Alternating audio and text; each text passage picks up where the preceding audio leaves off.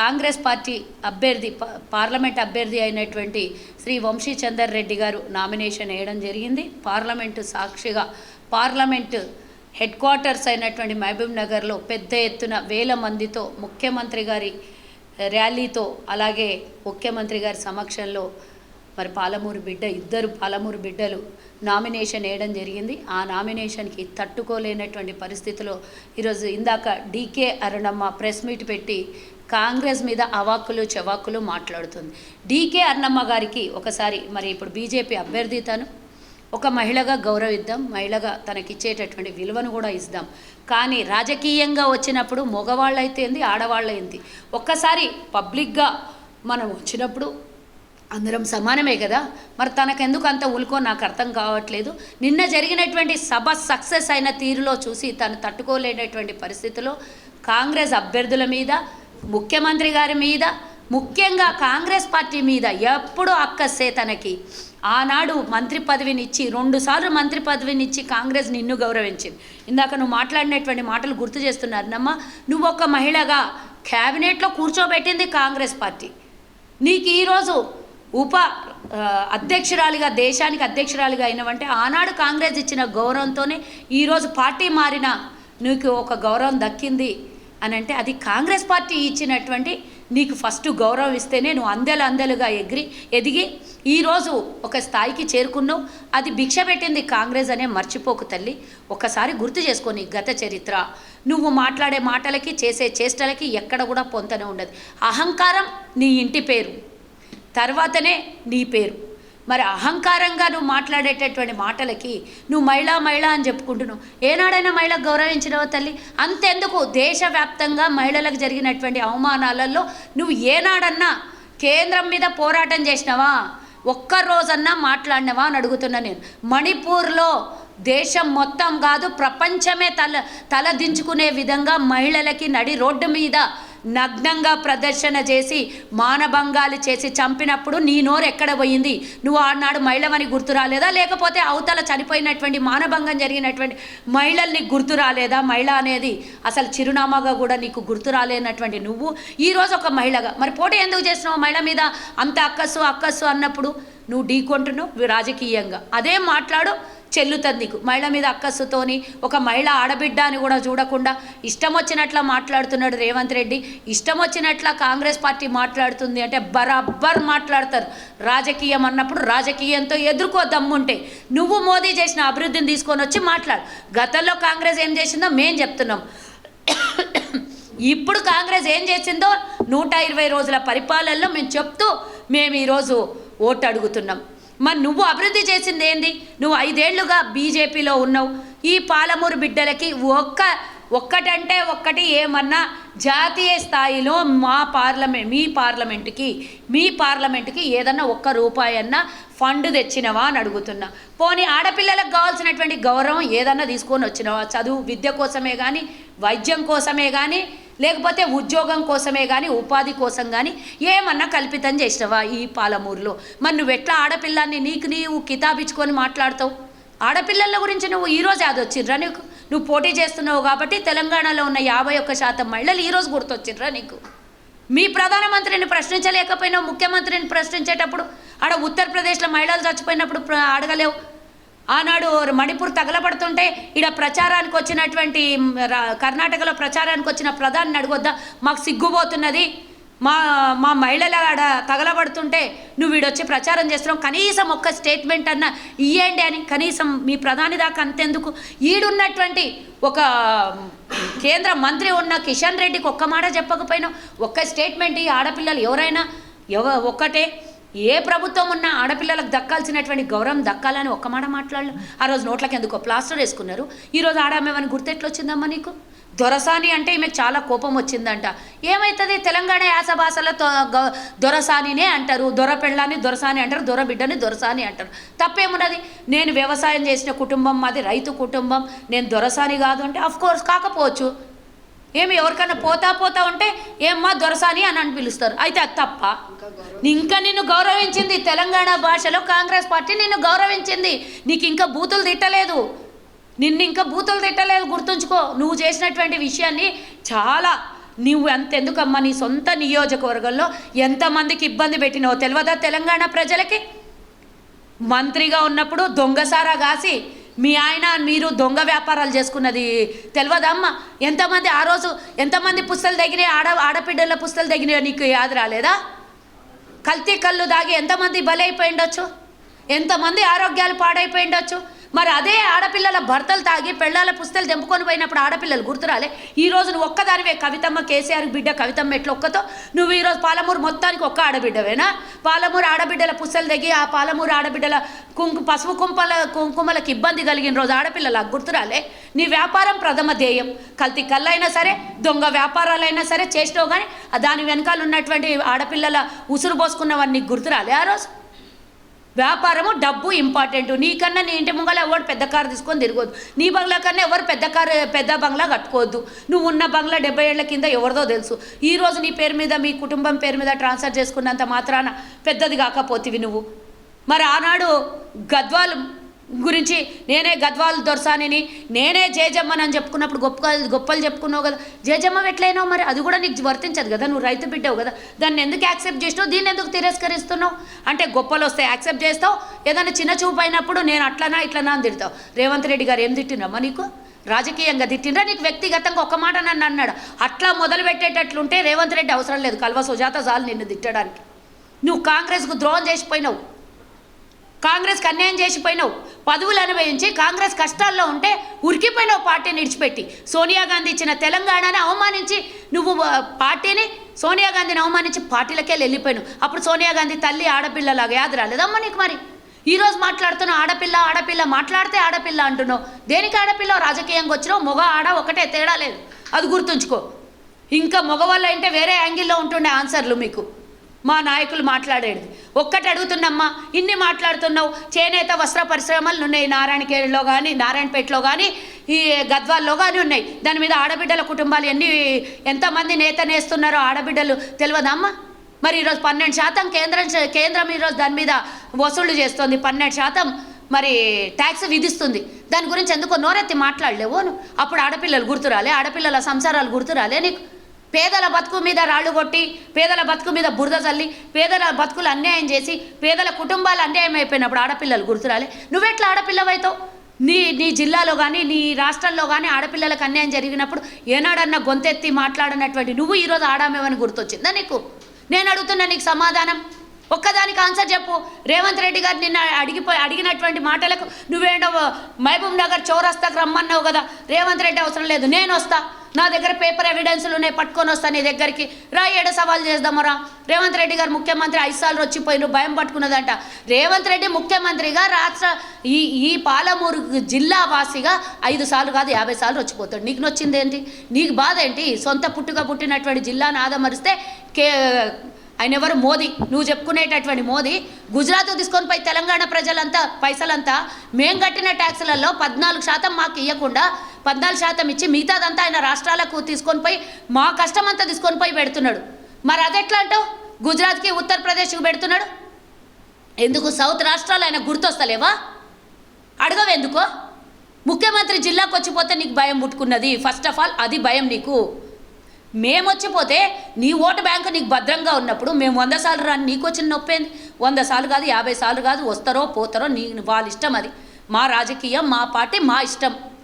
దాని గురించి ఎందుకు మాట్లాడతావు? నువ్వేం చేయబోతున్నావో, మీ ప్రభుత్వం ఏం చేసిందో గతంలో 10 ఏళ్ల నుంచి అదే అభివృద్ధి గురించి చెప్పుకొని రాజకీయాల్లో ఓటు అడుగు. నువ్వు దమ్ముంటే అది రాదు. మాట్లాడితే మతాల మధ్యలో చిచ్చు పెడతావు, మాట్లాడితే ప్రభుత్వాన్ని తిడతావు, మాట్లాడితే ముఖ్యమంత్రిని తిడతావు, మోదీని వెనకేసుకొచ్చుకొని ఇది మాట్లాడుతావు. మోదీని చూసి ఓటేయాలంట. రేపు పొద్దున పాలమూరుకి రోజు మీ మోదీ వచ్చి మాకు అడిగినవన్నీ చేసిపోతాడా? నీకు ఓటేస్తే రేపు పొద్దున పాలమూరు బిడ్డలకి ఈరోజు ముఖ్యమంత్రి ఈ నియోజకవర్గం నుంచే ఏమైనా కావాలంటే మా దగ్గరకు వస్తే బారా దర్వాజా కుల్లా 24 గంటలు ఉంటుంది. మా ఇంటికి ఎవరైనా తలుపు తట్టొచ్చు, మా ఇంటికి వచ్చి ఎవరైనా సమస్యలు చెప్పుకోవచ్చు. మేము అందరు సమస్యలు తీర్చని రెడీగా ఉన్నాం. మీ మోదీ మా పాలమూరు బిడ్డల సమస్యలు తీరుస్తాడా? ఈ 10 ఏళ్ల నుంచి ఏం చేయనోడు నువ్వు వచ్చి ఈరోజు గెలిస్తే ఏమైనా చేస్తారా? నీకెందుకు ఓటేయాలి ఫస్ట్ అడుగుతున్నా నేను. నీకు ఓటు అడిగే అర్హత నీకెక్కడిది? నీకెందుకు ఓటేయాలి? పాలమూరు బిడ్డలు మా గ్యాస్ 1200 చేసినందుకు ఓటేయాలన్నా, పెట్రోల్ ధర 110 చేసినందుకు ఓటేయాలన్నా, లేకపోతే డీజిల్ ధర 100 రూపాయలు చేసినందుకు, వంట నూనె 170 రూపాయలు చేసినందుకు ఓటేయాలన్నా, బియ్యం బస్తా 6000 చేసినందుకు ఓటేయాలన్నా. ఆనాడు 54 రూపాయలు ఉంటే ఈరోజు 100 రూపాయలు చేసినావు. ఆ రోజు 62 రూపాయలు ఉంటే 110 చేసినావు. ఆ రోజు 2000 బస్తా ఉంటే ఈరోజు 6000 రూపాయలు చేసినావు. ఏ దానికి ఓటేయాలి? దేశం లోపల మత కల్లోలాలను సృష్టిస్తున్న మీ పార్టీకి దేనికి ఓటేయాలి? ట్యాక్సులు విధిస్తున్నందుక చిన్న చిన్న వ్యాపారస్తులంతా రోడ్డు మీద పడ్డారు. ట్యాక్సులు కట్టలేక చిన్న చిన్న వ్యాపారస్తులు దెబ్బతింటున్నారు. వాళ్ళకు అండగా నిలబడ్డావో వ్యాపార కుటుంబాలకు నువ్వేమన్నా చిన్న చిన్న వ్యాపారస్తులకు పోనీ కూలీ నాలి చేసుకునేటోళ్ళకి ఏమన్నా డబుల్ ఆదాయం పెంచిండా? ఏమో చెప్తుంది 528 రూపాయలు గ్యాస్ అంటే ఉజ్వల ప్రగతి కింద ఇచ్చిర్రట. చూపియమ్మన్నా తెలంగాణలో మేము ఇంతమంది ఉన్నాం. ఎవరికన్నా పేదోనికి రేషన్ కార్డు ఉన్న ఉజ్వల స్కీమ్ కింద ఎవరికైనా 528 రూపాయలకు తెలంగాణ లోపల అడుగు. నేను దేశం మొత్తం ప్రశ్నిస్తలేను, కేవలం తెలంగాణలో అది కూడా వద్దు, పాలమూరులోనే అడుగుతున్నా నేను. ఎవరికన్నా 528 రూపాయలకు గ్యాస్ వస్తుందా అడుగుదాం. మా గ్యాస్ గురించి ఆమెకేమో ప్రశ్నలు అంటే ఇస్తలేమంట, దొంగ హామీలు అంట. కాంగ్రెస్ ఇంతవరకు 100 రోజుల్లో పూర్తి చేస్తా అన్న హామీల్ని నెరవేర్చలేదంట. ఏడున్నావు కళ్ళు మూసుకొని నిద్రపోతున్నా? మొన్నెప్పుడో ప్రశ్న వేసినావు, నేను జాతీయ ఉపాధ్యక్షురాల్ని, నేనేం అధికారంలో లేను, నాకు అభివృద్ధి అని అడుగుతాడు రేవంత్ రెడ్డి. నేనేం చేయాలి అని అడుగుతాడు అన్నావు. మరి కేంద్రంలో అధికారంలో ఉన్న మీరు ఒక జాతీయ ఉపాధ్యక్షురాలుగా నువ్వు పాలమూరు బిడ్డను పట్టించుకోరాని కేవలం ఒక పార్లమెంటులో 554 మంది సభ్యులు 45 మంది ఉంటే అందులో ఒక్క సభ్యురాలు పోయి నువ్వేం తెస్తావని నమ్మకం ఉన్నది రేపటి నాటికి? ఈరోజు తెలంగాణలో కాంగ్రెస్ ఉంది అధికారంలో. రేపు మా వంశీచందర్ రెడ్డి గెలిస్తే కేంద్రంలో కూడా మేము అధికారంలోకి వస్తున్నాం. రాష్ట్రంలో మేమే ఉంటాం, కేంద్రంలో మేమే ఉంటాం. ఏమైనా పాలమూరు బిడ్డకు కావాలనంటే ముఖ్యమంత్రిని అడుగుతాడు, కేంద్రంలో ప్రధానమంత్రిని అడిగి తీసుకొని వస్తాడు కేంద్ర నిధులు. మరి నువ్వు ఏ విధంగా తీసుకొని వస్తావు? మోడీ ఓడిపోతాడు, రాష్ట్రంలో మీ అధికారం లేదు. ఏ విధంగా తీసుకొని వస్తావు? ఏం చూసి ఓటేయాలి? మోదీకి చూసి ఓటేయాలి, నీకు చూసి ఓటేయొద్దా? ఇన్నేళ్లలో 5 ఏళ్ళు అయింది నువ్వు పార్టీ మారి. ఇప్పుడు కదా నువ్వు సినిమాలో కనబడుతున్నావు. 5 ఏళ్ల కింద పార్లమెంట్ అభ్యర్థిగా పోటీ చేసినావు. దాని తర్వాత ఏడమనుకున్నావమ్మా నువ్వు? 5 ఏళ్ల నుంచి ప్రజల బాగోగులు పట్టించుకున్నావా?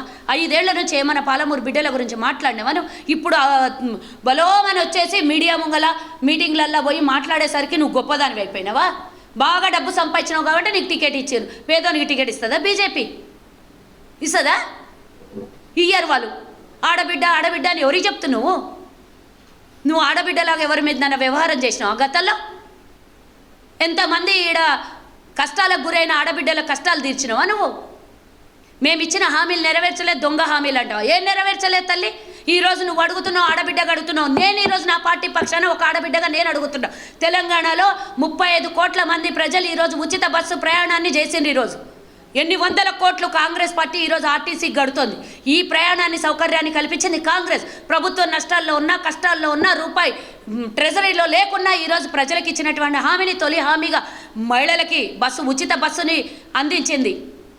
మీరేం చేసిండ్రు? 15 లక్షల జన్ధన్కి ఖాతా ఎక్కడ పోయిందమ్మా? ఇచ్చిన హామీలలో 100 రోజులు అడుగుతున్నాం, మీకు 10 ఏళ్ళు ఇచ్చినాం. 3600 రోజులు ఇచ్చినాం మీకు. 3600 రోజులలో నువ్వు చేసింది ఏంది తెలంగాణకి? మా తెలంగాణకు రావాల్సిన ఉద్యోగ వాటా ఎంత?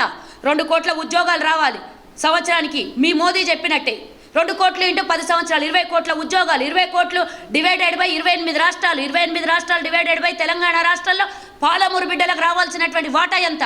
ఒక్క ఉద్యోగమైనా ఇప్పించినవా కేంద్రం నుంచి? సెంట్రల్ ఉద్యోగం ఏదన్నా చూపి నాకు. నా వాటా నువ్వు ఈరోజు ఎవరికో తీసుకొని పెట్టి కేవలం 30-40 లక్షల ఉద్యోగాలు ఇచ్చి ఈ 10 ఏళ్లలో పూట గడుపుకున్న మీరు, అదానీ అంబానీకి దోసిపెట్టుకున్న మీరు, 22 మందికే దేశ సంపదని 1,50,000 కోట్ల మందిని 150 లక్షల 50,000 ఎంత దేశ జనాభా 142 కోట్ల జనాభా భారతదేశంలో ఉంటే దాని సంపదనంతా 22 మందికి తీసుకొని పోయి అంటగడుతున్న మోదీకి మాట్లాడవు నువ్వు? మళ్ళీ అబ్కి బార్ మోదీకి సర్కార్. ఎట్లా 10 ఏళ్ళు మీకు ఇచ్చినాం, ఏం చేశాను మీరు? రైతులను అరిగోస పెట్టుకొని ఆడ దేశం నడిబొడ్డు మీద ఏడుస్తుంటే యాదరాని మీకు? ఒక్కరోజు ఆడ ఆడోళ్ళు కూడా కూర్చున్నారమ్మా కుటుంబ సమేతంగా. మరి ఒక ఆడబిడ్డగా పోయి వాళ్ళకేమైనా కనీసం సానుభూతి తెలిపినవా? నల్ల చట్టాలని తీసుకొని వస్తుంటే ఈరోజు మొన్నటిదాకా రైతులు ఎంఎస్పీ గురించి కొట్లాడుతుంటే ఈరోజు రైతుల గురించి కల్లబొల్లి మాటలు చెప్తారా? రైతుల మీద మీకు ప్రేమ ఉన్నదా? మేము ఇస్తా అన్నటువంటి 2 లక్షల రుణమాఫీ గురించి మాట్లాడతావా? మేము 15 ఆగస్టు వరకు తీర్చకపోతే అప్పుడు చెప్తుందంట. బరాబర్ మేము చేసి చూపిస్తాం. అప్పుడు నీ సంగతి ఏం చెప్పాలో చెప్పు నాకు. నువ్వు మేము ఇచ్చిన హామీల్ని పూర్తిగా నెరవేర్చే ప్రయత్నం మేము చేస్తున్నాం. ఈరోజు 5 హామీలు 6 హామీల్ని నెరవేర్చినాం ఇప్పటివరకు 13 సబ్ హామీలల్లో. ఉన్న 100 రోజులలో ఇందిరమ్మ ఇండ్లు ఇస్తున్నాం మేము 3500 ఒక్కొక్క నియోజకవర్గానికి, 4.5 లక్షల ఇండ్లు, 200 యూనిట్ల ఉచిత కరెంటుని ఇస్తున్నాం, 500కే గ్యాస్ ఇస్తున్నాం, 35,000 ఉద్యోగాల భర్తీ చేసినాం. ఉద్యోగాల భర్తీ కూడా నాటకం అంట, అబద్ధాలంట.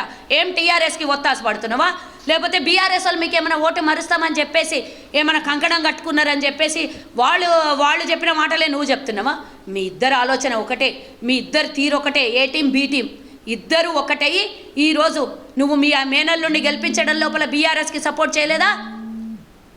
నీ కుటుంబం అయితే ఏంది, బీఆర్ఎస్ వాడు అయితే ఏంది, నువ్వు గెలిపిస్తావా? నీ పార్టీకి, సొంత పార్టీకి వెన్నుపోటు పొడిచిందని ఆడ 6,500 ఓట్లు రాలేదు. ఇది మరి ఇదే జేజమ్మ ఉంటున్న నియోజకవర్గంలో నీకు సిగ్గనిపించలే? బీజేపీ పార్టీ నుంచి పోటీ చేసిన అభ్యర్థికి 6,500 ఓట్లు రాకపోతే ఎడతల దాచుకున్నావు నువ్వు. ఈరోజు ఏ రకంగా నీకు వస్తాయి? మొత్తం ఓటు శాతం ఎంత, నీకు పోలైంది ఎంత బీజేపీకి? ఏ నుంచి గెలుస్తామనుకున్నావు? ఓటమి భయం పట్టుకొనే ఈరోజు డీకే అరుణమ్మ కాంగ్రెస్ పార్టీ మీద, మా అభ్యర్థి మీద, ముఖ్యమంత్రి మీద, ప్రభుత్వం మీద 24 గంటలు బురద జల్లే ప్రయత్నం చేస్తుంది. ఈ డ్రామాలు ఆపు. అరుణమ్మ, నువ్వు కేంద్రంలో మీరు చేసిన అభివృద్ధి ఏమన్నా ఉంటే అది తీసుకొని వచ్చి మాట్లాడు. ప్రశ్నించేది ఉంటే సూటిగా ప్రశ్నించు మా ప్రభుత్వాన్ని. కానీ దొంగ హామీలు ఇచ్చిండ్రు, ముఖ్యమంత్రి గురించి తిడదాము, ఇంకొకళ్ళ గురించి మా అభ్యర్థి గురించి తిడదాము అని మాట్లాడితే ఊరుకునే లేదు. నీకు వంశీచందర్ రెడ్డి గారికి జమీన్ ఆస్మాన్ ఫరక్. ఆయన కండువా మారలేదు, ఆయన జెండా మార్చలేదు. ఎన్ఎస్యు నుంచి ఈరోజు ఒక ఎమ్మెల్యేగా అయ్యి, ఆ తర్వాత ఏఎస్ఎస్సి అభ్యర్థి సభ్యుడిగా అయ్యి ఈరోజు పార్లమెంటుకు పోటీ చేస్తున్నాడు. అంచెలంచెలుగా ఎదిగినటువంటి సిడబ్ల్యూసి మెంబర్గా కూడా ఉన్నాడు.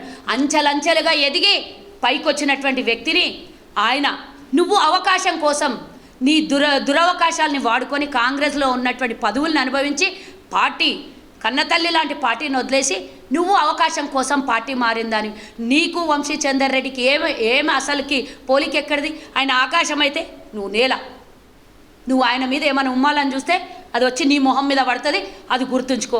జాగ్రత్త. నోరు అదుపులో పెట్టుకొని మాట్లాడితే మర్యాద ఉంటుంది. అభివృద్ధి గురించి మాట్లాడు, మేము దానికి జవాబు చెప్తాం. 10 ఏళ్ల నీ అభివృద్ధి ఏందో, మేము వచ్చిన 100 రోజులలో ప్రజలకు చేసిందేందో. లిక్కర్ దందా ఈడ చేస్తుంటే మూసుకొని కూర్చున్నారు. ఒక్కరోజు నోట్లో మాట్లాడలేదు. ఆడపిల్లల పుస్తలు దిగుతాయని తెలియదా? ఈరోజు డ్రగ్స్ గురించి కాంగ్రెస్ ప్రభుత్వం చేపట్టినటువంటి పూర్తి రకమైనటువంటి చర్యల్ని కళ్ళు కనబడతలేవా? గత ప్రభుత్వంలో బీఆర్ఎస్ దోచుకున్నటువంటివి అన్నీ ఆఫీసర్లందరినీ పట్టుకొని లోపలేస్తున్నది కళ్ళకు కనబడతలేదా? ఈ దోపిడీకి గురైన రోజు ఒక్కరోజన్నా నీ మాట ఉన్నదా? ఒక్కరోజన్నా నోరు పెకిలిందా? ఈరోజు వచ్చి ఒక టికెట్ తీసుకొని మాట్లాడితే సరిపోతుందా? నీ గత చరిత్ర అందరికీ కనబడుతుంది కదా, నీళ్ళ మీద రాత రాసినట్టు. గుర్తుంచుకో. ఇక ఎక్కువ మాట్లాడితే నీతో నోరు కూడా బాగుండదు. కాబట్టి ఇంకోసారి మాట్లాడేటప్పుడు నోరు జాగ్రత్తగా ఉండాలి అని అరుణమ్మకి. నువ్వు ఎంత పెద్దదానివైనా నాకు అనవసరం. నా పార్టీ గురించి మాట్లాడితే మాత్రం ఊరుకునేది లేదని హెచ్చరిస్తున్నా అరుణమ్మకి. జై హింద్, జై కాంగ్రెస్.